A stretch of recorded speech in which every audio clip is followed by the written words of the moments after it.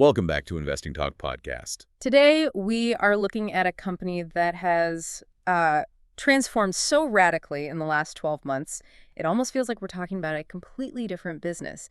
We are talking about SanDisk. SanDisk. And before you tune out, because you think this is just about, those little SD cards you lose in your camera bag, you need to stop. Because the data suggests this might actually be the next Nvidia in the hardware space. As usual, before we start, subscribe, like, and comment to this video to support the show. But, okay, I like to stop you right there. Okay. The next Nvidia is probably the most overused phrase in finance right now. I mean, every company with a microchip is claiming to be the next Nvidia. I get that. And when I look at the chart for SanDisk, I see a stock that has run up 1,640% since the spinoff in 2025. It has. That is a vertical line.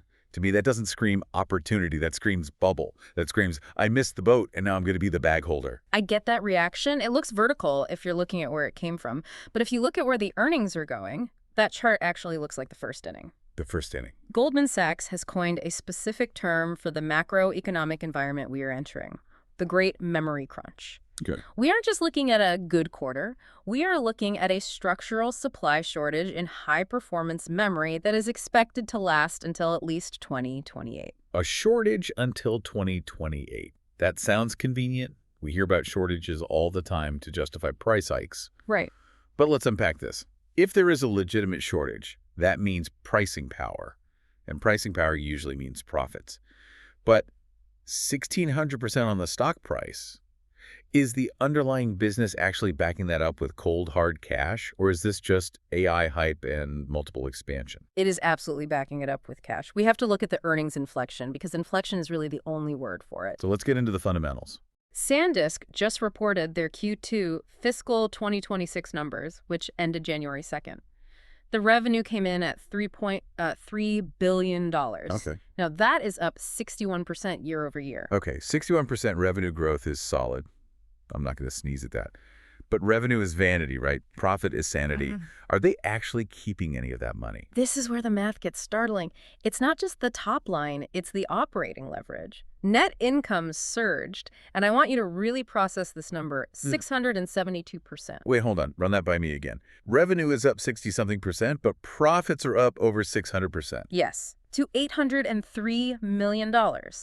They went from $104 million in net income to $803 million in a single year. That is absurd. That implies their margins are exploding. They're making more money on every single dollar they bring in. Exactly. But usually, Wall Street is smart.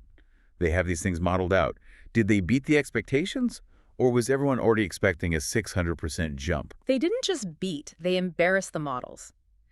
The consensus estimate from the analysts, the people paid to know this stuff, was for $3.62 per share. Okay, $3.62. SanDisk came in at $6.20. $6.20. That is a 71% earnings beat. A 71% beat. In the world of institutional investing, a beat is usually 5 cents, maybe 10 cents. A beat like this on the bottom line it's unheard of for a company of this capitalization. It suggests the analyst completely misunderstood the pricing power SanDisk has right now. Completely. Okay, the skeptic in me is getting a little quieter, but I still have questions. How do you beat by 71%?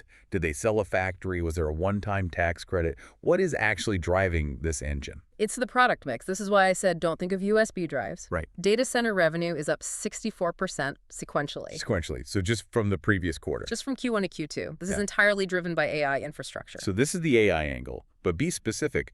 What are they selling? They are selling BiCS8 3D NAND. BiCS8 3D NAND. Okay, you're going to have to translate that for me. Why does an AI model care about BiCS8?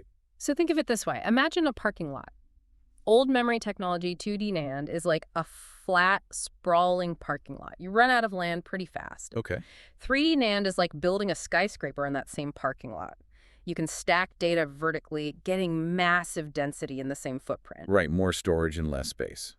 But BiCS8 is like building a skyscraper that has high-speed elevators and connects directly to the highway. So it's density plus speed. Precisely.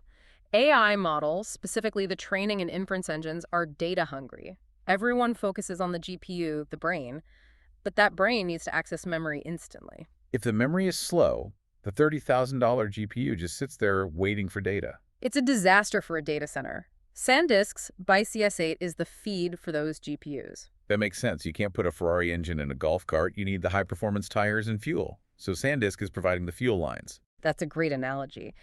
And that demand is what brings us to the guidance. If you thought the Q2 numbers were wild, the forward guidance is the real drop-the-mic moment. Okay. Management is projecting Q3 revenue to hit between $4.4 and $4.8 billion. Wait, they just did $3 billion, which was a record, and Right. now, 3 months later, they expect almost $5 billion. That's a massive jump sequentially. It is, but look at the earnings per share projection. This is where the valuation model breaks. They are guiding for EPS of $12 to $14. Stop. Yeah. $12 to $14 per share. Yes. In a single quarter. In a single quarter. Let me do some quick math here. You said previously they had a loss. In the prior year, they had a loss of 30 cents per share. So the midpoint of this new guidance, which is $13, represents a 43 times improvement. 43 times. We are talking about going from losing money to printing cash in 12 months. Just to give you context, there are S&P 500 companies that don't make $13 per share in 5 years combined. SanDisk is going to do it in 90 days. That explains the vertical stock chart. If you're going from a loss to an annualized run rate of, what, $50, then the stock price has to re-rate. It has to, and analysts are scrambling to catch up. They're now modeling fiscal 2026 earnings at around $39.45. Okay. And looking out to fiscal 2027, the projection is roughly $73.69 per share. $73 in earnings per share. Okay, so if you put a multiple on that, we'll get to the valuation later, but I want to know how. You mentioned the great memory crunch.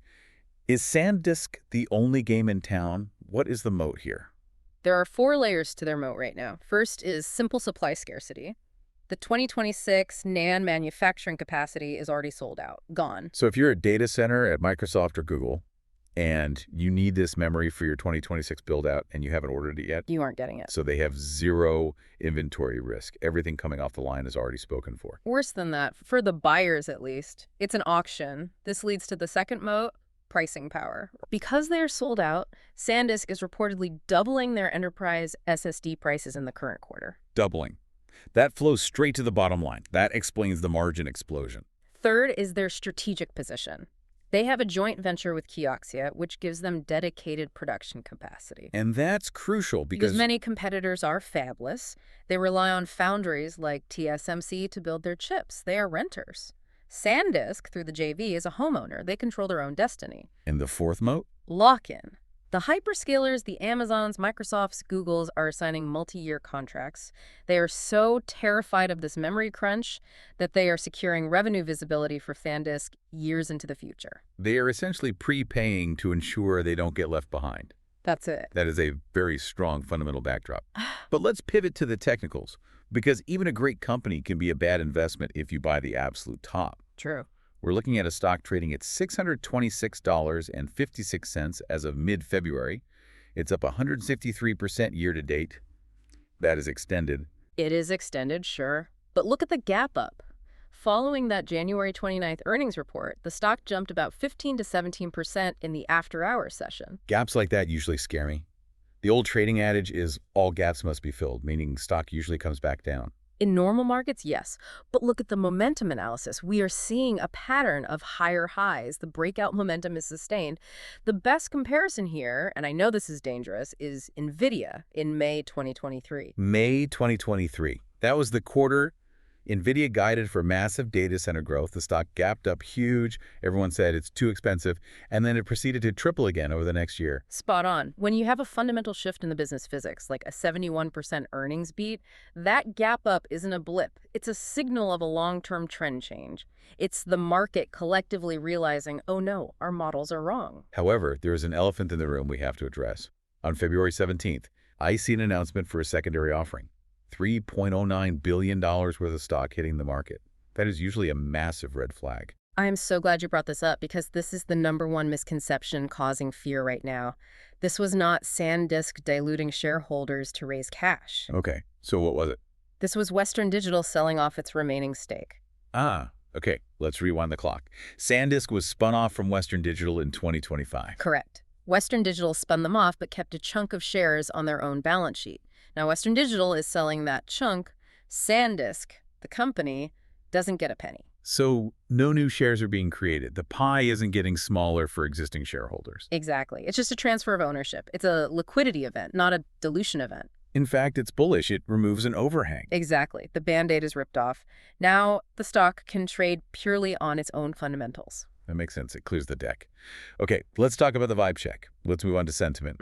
Are the analysts on board, or are they skeptical like I was? It is rare to see this kind of unanimity.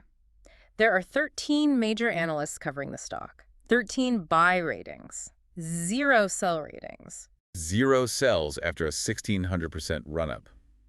That makes me nervous. That sounds like groupthink. Usually there's at least one contrarian. Or it sounds like capitulation to the data.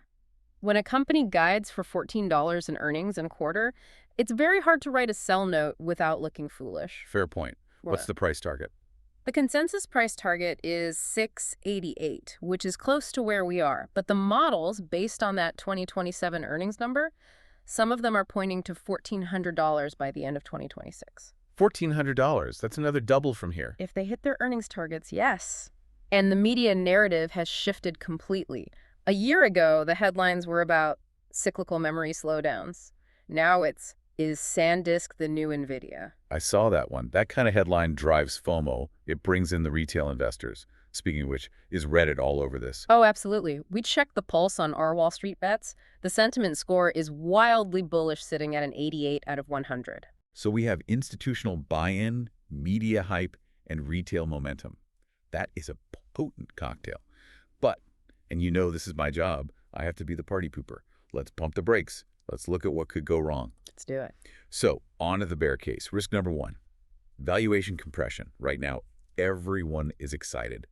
But at its core, this is a memory company. Memory has historically been a commodity. A boom and bust cycle. Exactly. If the market decides, hey, wait a minute, this isn't an AI software company, this is just boring hardware, that PE multiple gets crushed. That is the classic argument and the biggest risk. Right now, SanDisk trades at roughly 15 times forward earnings. If that compresses to a historical multiple of, say, 10 or 12, you're right, the stock stalls or drops. Right. But here's the counter-argument. Growth rate. You typically don't give a 12 times multiple to a company growing earnings at 40 or 50% per year. Good point. They arguably deserve a premium multiple, something like 20 to 25 times. The NASDAQ 100 trades at almost 25 times. SanDisk is trading at a massive discount to the average tech stock right now. So you're saying even at 15 times, it's cheap relative to its growth rate? It is incredibly cheap relative to its growth rate. Okay. Risk number 2, the supply glut. You mentioned the great memory crunch. But Samsung and SK Hynix are massive companies. What if they see SanDisk making money hand over fist and just flood the market with chips? We have seen it before, but this time the physics of manufacturing are against the bears. Goldman Sachs research indicates that there is no new NAND wafer capacity expected in 2026 or 2027. No new capacity. How is that possible? Samsung can't just flip a switch. No. Building a semiconductor fabrication plant, takes years. It involves pouring concrete, installing clean rooms. If you didn't start digging the hole 3 years ago, you aren't producing chips in 2026. And everyone stopped building during the downturn. They cut CapEx. Now that demand is back, there is a physical lag time. The shortage is structural. That is a crucial point. So even if Samsung wants to flood the market, they literally can't until 2028. Exactly. The concrete has to dry. Okay. Risk number 3, insider signals. We talked about Western Digital selling. But if you are Western Digital and you know this industry better than anyone, and you see a 163% rally, why are you selling all of it? It's a fair question. Isn't that a lack of confidence? You have to remember, Western Digital is a massive corporation with its own debt and its own shareholders. Monetizing a 163% gain is just responsible portfolio management. It's taking chips off the table. It's hard to fault someone for taking a 160% profit. Right. It likely means they have a specific use for that $3 billion that they value more than holding the stock. Okay, fair enough. So we've looked at the insane earnings, the supply shortage, the chart, and the risks. It's time for the verdict. What is the final score? I'm giving this a 9 out of 10 bullish score. 9 out of 10. That is incredibly high, especially for a stock that has already run this much. It is. But the thesis is simple and robust. SanDisk is the hardware essential for the AI era. You cannot have AI without massive amounts of fast storage. And we have a structural shortage until 2028. A shortage that cannot be fixed quickly. We have proven pricing power, they're doubling prices, and we have explosive EPS growth that makes the valuation look cheap. And the valuation. That's the kicker. At 15 times forward earnings, it is trading at a discount to the NASDAQ. It's a hyper-growth stock, priced like a value stock. So what are the targets? How should I be looking at this timeline? Short term, I think there's a swing trade opportunity into Q3 earnings in late April 2026. I expect another beat, which could pop the stock again. And for the long-term investor, the person who wants to put it in their retirement account. For the 2026 to 2028 horizon, this is a multi-year hold. As the stock re-rates to a more appropriate 20 times multiple on those $50+ earnings we discussed, I am targeting $1,000 plus per share. $1,000 per share. That is a bold call. But looking at the math, if they hit $50 in earnings, a 20 PE gets you exactly to 1,000. It's not magic, it's just math. The great memory crunch is real, and SanDisk is sitting right in the middle of it. Well, there you have it. The numbers are definitely eye-watering, and the logic regarding the supply shortage is hard to argue with. As always, do your own research, but the setup here is fascinating. Make sure you subscribe so you don't miss our next breakdown. We're tracking this market every single week. Thanks for listening, and we'll see you next time.